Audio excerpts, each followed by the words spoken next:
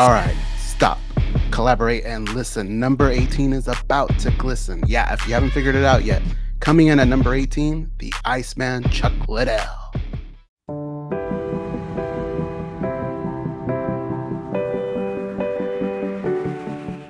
If the UFC had a logo like the NBA, it would probably be Chuck Liddell. He was exactly what the UFC needed at the time, and he had the look, he had everything you would expect from a cage fighter, and the skills to back it up. Chuck came into the UFC and had instant success with his first fight. His second fight would be a loss to Jeremy Horn, but it's one that he would eventually avenge.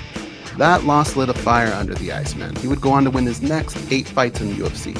He was an unstoppable force, and the UFC knew it. They built around him.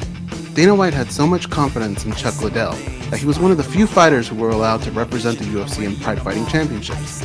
He went 2-1, getting victories over Guy Mezger, Alistair Overeem, and he would eventually lose to Quinton Rampage Jackson.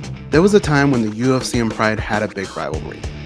The UFC had Chuck Liddell, and Pride had Vanderlei Silva.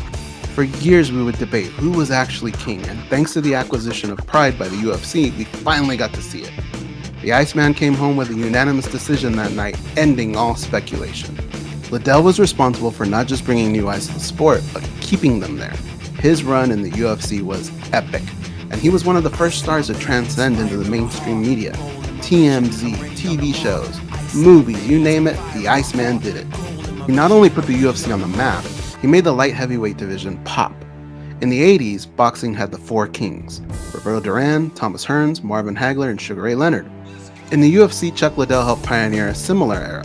Along Vitor Belfort, Randy Couture, and Tito Ortiz, these 4 beat the crap out of each other, with Chuck Liddell holding 2 wins over Couture, 2 wins over Ortiz, and 1 over Vitor Belfort. Chuck's impact was like no other. He was the face for the UFC, and you could even argue that he might have been the face for MMA in that time period. To this day, if you mention his name, people who have never seen a fight in their lives know exactly who you are talking about. So keep chilling, Chuck, and congrats on coming in at number 18 on our list.